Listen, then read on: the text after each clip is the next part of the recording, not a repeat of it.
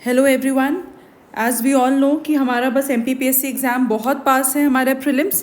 For that हम उसके जितने भी न्यूली एडेड टॉपिक थे we were doing all those newly added topic. Genetic disease का पार्ट 1 वाज ऑलरेडी रिलीज्ड। इसका पार्ट 2 था। यह आपका एकदम लास्ट टॉपिक है। यहाँ पर लेट्स सी कि किस जगह पे हमें एमपीपीएससी में ये चीज़ पढ़ना है। Genetic diseases this is given here. हमें ये चीज़ करना है। इसका हम पार्ट 1 कर चुके हैं। ग्रेगर जोहान मेंडल के बारे में हमने पढ़ा था। क्रोमोसोम क्या होता है, किस तरीके से होते हैं, एलोसोम, ऑटोसोम, ये सब चीज़ें क्या हैं, we have already studied that.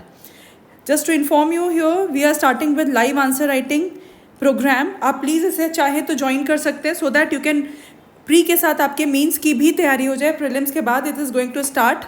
चलिए अब हम अपने टॉपिक पर आते हैं। सेकेंड पार्ट हमने यहाँ पे पढ़ा था that is structural chromosomal abnormality. ये हम पढ़ चुके हैं। There are 3 types of abnormalities. Structural हम पढ़ चुके हैं, देखा था हमने। डिलीशन, ड्यूप्लीकेशन, जस्ट एक शॉर्ट में रिवाइज करवा रही हूँ। Inversion and translocation. अब हम न्यूमेरिकल क्रोमोसोमल जो क्रोमोसोम्स है उसका हमने क्लासिफिकेशन पढ़ लिया था। तो today we are going to deal with these 2। चलिए स्टार्ट करते हैं। दोबारा एक बार देख लेते हैं। न्यूमेरिकल में 2 टाइप के डिफरेंसेस होते हैं। दैट इज़ फर्स्ट आपके जीन में प्रॉब्लम हो, नेक्स्ट आपके नंबर ऑफ क्रोमोसोम में प्रॉब्लम हो। एज हमें यहाँ पे नंबर बात दिख रही है दैट इज़ न्यूमेरिकल। तो या तो खुद उस जीन में प्रॉब्लम है, अगर ये क्रोमोसोम है इसके जीन में प्रॉब्लम है, या फिर इसके नंबर में प्रॉब्लम है। तो लेट्स स्टार्ट। हम एन्यूप्लॉइडी देखिए। एन्यूप्लॉइडी मीन्स डिफरेंट या फिर डेविएशन। इसका नॉर्मल क्या होता है? It's euploidy. अगर आप एन को काट देंगे तो euploidy means normal set of number. Normal set of number. अब हमें पता है that humans have 23 pair of chromosomes. हमने पहले देखा था जिसमें से जो 22 हैं दैट इज ऑटोसोम, एंड जो 1 पेयर है दैट इज एलोसोम और सेक्स क्रोमोसोम। क्लियर? चलिए लेट्स स्टार्ट। हम स्टार्ट करते हैं हमारे इस जगह say that is aneuploidy. Aneuploidy क्या चीज़ होती है? Let's start with that. देखिए एन्यूप्लॉइडी मतलब आपके नंबर में कुछ डिफरेंस है। नंबर में मतलब या तो 1 ज़्यादा हो गया, या फिर 1 कम हो गया, या फिर 2 ज़्यादा हो गए, 2 कम हो गए। जिसका सबसे पहला एग्जाम्पल है डाउन सिंड्रोम। आपने बहुत सारे लोगों को देखा होगा that they are suffering from Down syndrome. This is one of the most common syndrome of aneuploidy. इसमें क्या चीज़ होती है आप यहाँ पे देख सकते हैं। As we have marked here 21st chromosome. हमें पता है हर एक क्रोमोसोम में 2 ही पेयर्स होते हैं। इस तरीके से देख सकते हैं, इसमें भी 2, इसमें भी 2, सिर्फ 2 ही होते हैं। इसमें क्या होता है डाउन सिंड्रोम में, जो आपका 21st क्रोमोसोम है इसमें 2 जहाँ होने थे उसकी जगह 3 हो जाते हैं। 1, 2 एंड 3, जिससे हम कहते हैं 3 को we call it as trisomy. लेकिन किस पोजीशन पे? 21st पोजीशन पे। As we can see here 21st position पे 2 की जगह 3 आ गए। Trisomy of 21st chromosome causes Down syndrome. देखिए मोस्ट इंपॉर्टेंट चीज़ ये है कि आपको ये पता होना चाहिए कि इसे किस क्रोमोसोम में क्या हुआ है, ज़्यादा है, कम है, क्या चीज़ है।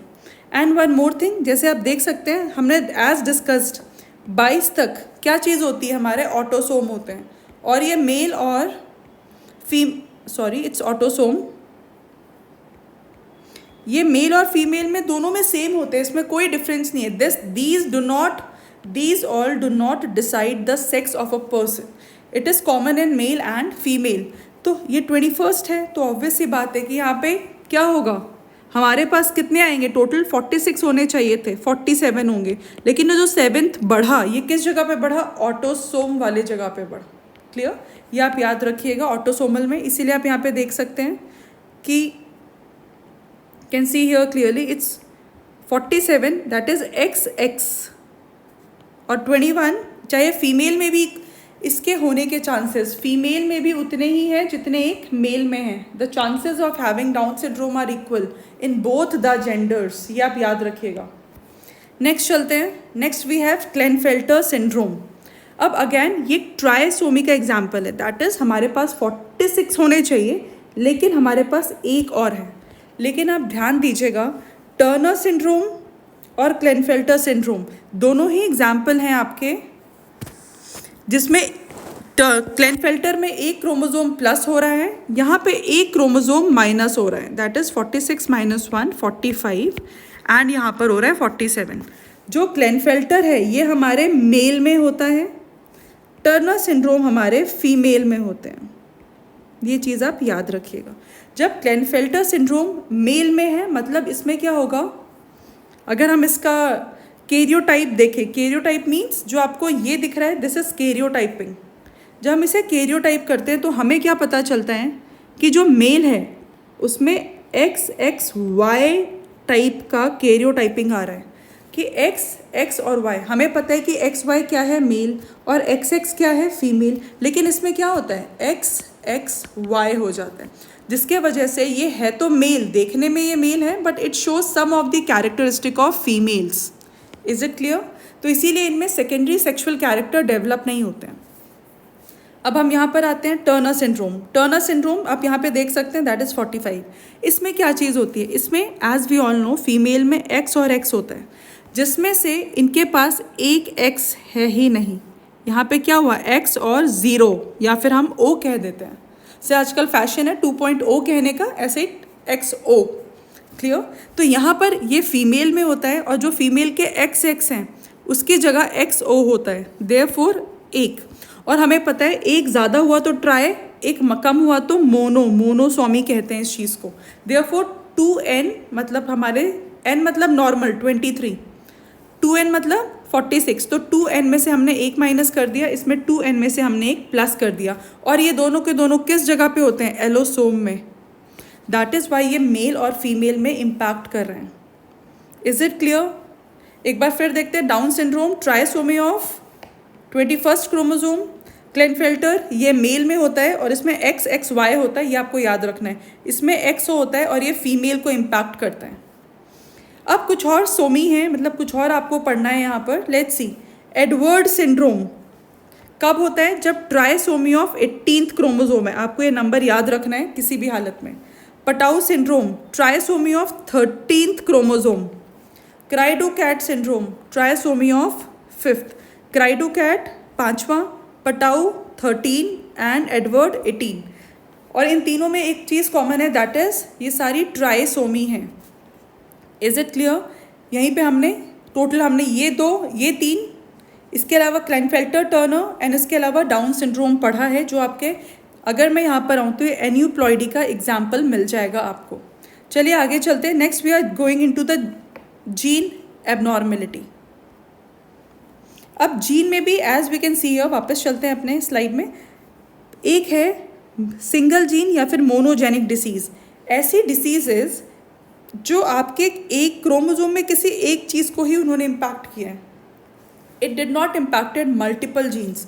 अगर मल्टीपल आएगा तो उसे हम क्या बोलेंगे, पॉलीजेनिक। पॉली मतलब मल्टीपल, जेनिक मतलब जीन। तो चलिए मोनोजेनिक देखते हैं एक बार। मोनोजेनिक डिसऑर्डर से एक बार इसको समझते हैं। It is caused by error in a single gene. एक सिंगल जीन में आपको एरर हो रखा है और ये चीज़ आपके अगले जनरेशन में भी जाती है। It is inherited. And one very very important thing that you need to remember anyhow, that is Mendel law को आपका ये फॉलो करता है। Monogenic disorders follow the principle of Mendel law. Mendel's आपको पता होगा, मेंडल पता होगा, ग्रेगर जो है मेंडल, उन्होंने कुछ प्रिंसिपल्स दिए थे, 2 प्रिंसिपल्स दिए थे। उस प्रिंसिपल को कौन फॉलो करता है, आपका monogenic diseases. Is it clear? अब इन मोनोजेनिक डिसीजेज में एक ही जीन इम्पैक्ट होता है, कॉजिंग सम स्पेसिफिक डिसीजेज। अब मोनोजेनिक डिसीज़ के वापस मैं आपको स्लाइड में लेके चलती हूँ, क्योंकि जब एक ही जीन इम्पैक्ट है तो आपका या तो ऑटोसोम में होगा, दैट इज़ फर्स्ट 22 क्रोमोसोम, या तो आपका सेक्स क्रोमोसोम में होगा। तो autosomal recessive, autosomal dominant, x link recessive, x link dominant, ये 4 कैटेगरीज आती हैं जब आपका सिंगल जीन इम्पैक्टेड होता है। So let's see one by one. देखिए ये लेक्चर आपका थोड़ा सा बड़ा होगा because I have to complete this entire thing in one lecture itself. तो आप ध्यान से सुनिएगा प्लीज़, हर चीज़ आपके कॉन्सेप्ट क्लियर हो जाएंगे। Next we need to do is autosomal recessive disorder. ये आपका मोनोजेनिक के अंडर ही हम पढ़ रहे हैं। अब ऑटोसोमल रिसेसिव डिसऑर्डर में क्या चीज़ होती है, यहाँ पर अब देखो, ऑटोसोमल मतलब 22, रिसेसिव मतलब जब दोनों पॉजिटिव कॉपीज प्रेजेंट होगी, मतलब it indicates that 2 copies of a gene are needed to have the trait and disorder. अगर दोनों की दोनों कॉपीज प्रेजेंट हैं तभी आपका डिसऑर्डर शो होगा। अगर एक कॉपी प्रेजेंट है तो वो पर्सन कैरियर हो जाएगा। Is it clear? 2 copies is important, 2 copies of a gene is needed to for the disorder. Out of 2 copy 1 gene is inherited from the father and other from the mother. मतलब हमें father plus mother दोनों से gene आने ज़रूरी हैं, वो भी defective gene. Only then क्या होगा? ऑटोसोमल रिसेसिव डिसऑर्डर होगा। जैसे कि एग्जाम्पल है आपका सिकल सेल डिसीज़। हमने इस पर कंप्लीट लेक्चर बना के रखा है, आप प्लीज़ जाके देख सकते हैं, आपके सिलेबस में भी है। सिकल सेल डिसीज़ में हमने तब भी पढ़ा था, it's an autosomal recessive disorder. और ये क्या करता है? बीटा हीमोग्लोबिन चेन को इम्पैक्ट करता है। ग्लूटामिक एसिड की जगह क्या आ जाता है आपका? वलीन। किस पोजीशन पे? क्रोमोसोम नंबर 11 पे। तो देखो एक ही सिंगल जीन इम्पैक्टेड है, that is haemoglobin beta chain का जीन। तो और इसमें अगर इम्पैक्ट होना है तो फादर और मदर दोनों के दोनों इसमें इम्पॉर्टेंट रोल प्ले करेंगे। कोई एक अगर इम्पैक्टेड है तो वो क्या करेगा? अपने बच्चे को सिर्फ और सिर्फ कैरियर बनाएगा। मतलब उसमें कोई भी बीमारी शो नहीं होगी, लेकिन वो अपने नेक्स्ट जनरेशन में पास करने के कैपेबल हो जाता है, जो कैरियर होता है। Is it clear? अगर दोनों इम्पैक्टेड हैं only then child will be suffering from this disease completely. Is it clear? Autosomal recessive disorder. Next चलते हैं, that is autosomal dominant disorder. अब डोमिनेंट में क्या है कि अगर सिंगल कॉपी भी प्रेजेंट होगी तो भी पर्सन में इम्पैक्ट हो जाएगा। यहाँ पे दोनों कॉपीज़ की ज़रूरत थी, यहाँ पे एक ही कॉपी, चाहे फादर से आ जाए चाहे मदर से आ जाए, किसी से भी आए, बच्चा पक्का ये गारंटी है कि वो क्या होगा? उसे डिसीज़ हो जाएगा। Is it clear? इसमें प्लीज़ एक बार पढ़ते हैं इसे। और इसके example, in this kind of inheritance the normal allele is recessive and abnormal allele is dominant. मतलब जो बीमारी करने वाला है वो डोमिनेंट है, तो अगर एक कॉपी भी प्रेजेंट होगी तो पर्सन विल बी इम्पैक्टेड। इसके एग्जाम्पल्स आपको याद रखने हैं, हर एक चीज़ के आपको एग्जाम्पल्स याद करने ही करने हैं। एकॉन्ड्रोप्लेजिया एंड हटिंगसन्स डिसीज़। अब एकॉन्ड्रोप्लेजिया क्या होता है? Let's see. इसमें क्या चीज़ होता है? ड्वार्फिज्म। आपने देखा होगा देयर आर मैनी पीपल जो कंपैरेटिवली हाइट में छोटे होते हैं लेकिन उनकी एज बढ़ जाती है, तो it is because of autosomal dominant disorder, जिसे हम कहते हैं कॉन्ड्रोप्लेजिया। अंडरस्टूड? नेक्स्ट इज हटिंगसन्स डिसीज़, जो आपके नर्वस सिस्टम को इम्पैक्ट करता है। आपको क्या क्या चीज़ें याद रखनी है? फर्स्ट थिंग मैं आपको रिवाइज करवा देती हूँ ताकि आप ना भूलें। हम मोनोजेनिक के बारे में पढ़ रहे थे। मोनोजेनिक जो डिसऑर्डर्स थे, मोनोजेनिक के अंदर हमने ऑटोसोमल रिसेसिव डिसऑर्डर पढ़ा, जिसके एग्जांपल सिकल सेल एनीमिया है। नेक्स्ट हम ऑटोसोमल डोमिनेंट डिसीज़ पढ़ रहे हैं, जिसमें एक ही कॉपी चाहिए, इसमें 2 कॉपीज़ चाहिए, जिसके 2 एग्जाम्पल हैं, that is achondroplasia and Huntington's disease. Is it clear? ताकि आपका रिकॉल हो जाए। आपको ये नाम याद करने हैं किसके अंदर किसका एग्जाम्पल है। एकॉन्ड्रोप्लेजिया की वजह से ड्वार्फिज्म हो जाता है एंड आपका हटिंगसन्स डिसीज़ आपके नर्वस सिस्टम को इम्पैक्ट करता है। नेक्स्ट चलते हैं, that is x linked recessive disorder. Again recessive है, अब आप इसे थोड़ा ध्यान से समझिएगा। एक्स लिंक्ड रिसेसिव डिसऑर्डर, इसमें क्या होता है? इसमें जो मदर होती है वो अपनी डिसीज़ पास करती है टू द सन। ध्यान से सुनिएगा, सन को देगी। इसमें जो डिसीज़ है वो डॉटर्स के पास या तो बिल्कुल ही अनइम्पैक्टेड रहता है, या फिर जो डॉटर्स हैं वो सिर्फ और सिर्फ कैरियर रहेंगे। एक्स लिंक्ड रिसेसिव डिसऑर्डर में याद रखिएगा, only mother is passing the disease to the son and daughter is either unaffected और only the carrier. Is it clear? देखिए यहाँ पे भी लिखा हुआ है, it's an X linked recessive inheritance, mother impact result, mother causes disorder only, passes the disorder only to the male, XY के पास जाता है। Is it clear? And daughters will be either carrier or will not be impacted. So और इसके 2 examples हैं, that is hemophilia and Duchenne muscular dystrophy, hemophilia आपको पता होगा, इसे रॉयल डिसीज़ भी कहते हैं, because first time Queen Victoria, जो इंग्लैंड की क्वीन विक्टोरिया है, वहाँ पे पाया गया था। वहाँ पे जो क्वीन थी शी वॉज इम्पैक्टेड एंड उन्होंने उनके जितने भी बेटे थे उसको ये डिसीज़ आगे पास कर दिया था। इसमें क्या होता है इस चीज़ में, जो कोआगुलेशन ऑफ इसमें क्या चीज़ होती है, इसमें इम्पैक्ट होता है आपका कोआगुलेशन फैक्टर 8 और 9। देखिए हमारी बॉडी में बहुत सारे फैक्टर्स होते हैं जो कोआगुलेशन में हेल्प करते हैं।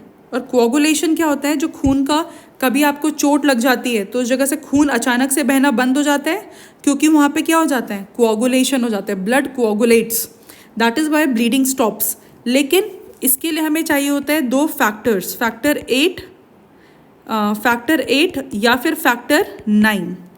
अगर आपको फैक्टर 8 है आपकी बॉडी में तो आप बिल्कुल परफेक्ट है, फैक्टर 9 है तो बिल्कुल परफेक्ट है। लेकिन किसी रीज़न से अगर फैक्टर 8 एब्सेंट है तो आपको हीमोफीलिया ए हो जाएगा, फैक्टर 9 एब्सेंट है तो हीमोफीलिया बी हो जाएगा।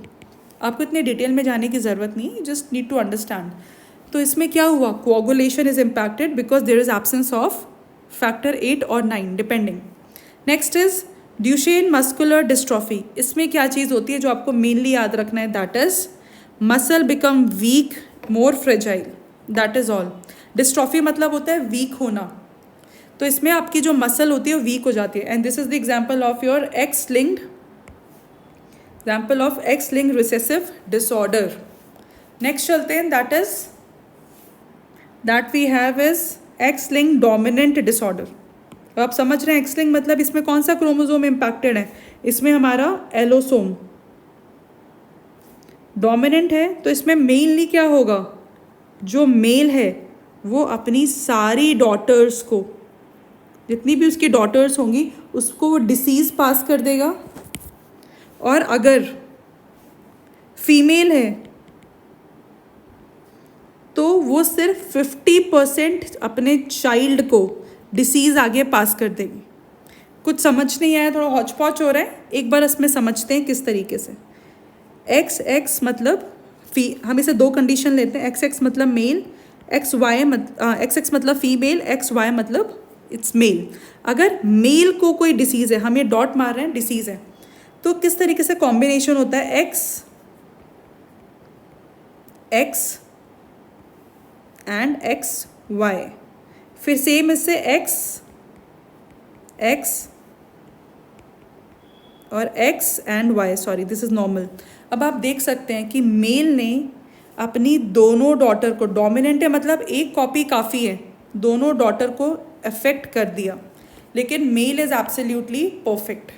लेकिन अगर इसमें फीमेल है, हम एक और क्रॉस करके देखते हैं तो क्या होगा, फिर से ऐसे ही करेंगे, फीमेल इज़ इम्पैक्टेड,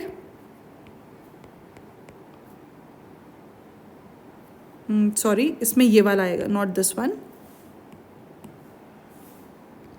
वन, चलिए कंफ्यूज नहीं होते। तो इसमें वाई नॉर्मल एंड नॉर्मल, देखिए इसमें क्या हुआ, 50% चाइल्ड, एक डॉटर और एक मेल को इम्पैक्ट हुआ, बाकी 50% चाइल्ड आर एब्सोल्युटली नॉर्मल। ये चीज़ आप याद रखिएगा, थोड़ा कंफ्यूजिंग है, बायोलॉजी है, थोड़ा सा कई बार लोग कंफ्यूज हो जाते हैं, but I try to explain you as simple as possible. X linked dominant disorder, इसका एग्जाम्पल अब आपको याद रखना है, that is hypophosphatemia and Alport syndrome. Hypophosphatemia क्या होता है, जब विटामिन डी रेजिस्टेंट रिकेट्स हो जाता है। एल्पॉट क्या होता है, इसमें आपकी किडनी डिसीज़ हो जाता है। दैट इज़ इट, आप इतना ही याद रखिए। एक्स लिंक में मेल 100% डॉटर को इम्पैक्ट करते हैं और जो फीमेल है 50% चाइल्ड को अपनी डिसीज़ देती है। Example hypophosphatemia and Alport disease. Let me come with the main thing, that is, यहाँ पर आते हैं हम स्लाइड में। We have completed this entire thing. Now we are entering into polygenic disorder.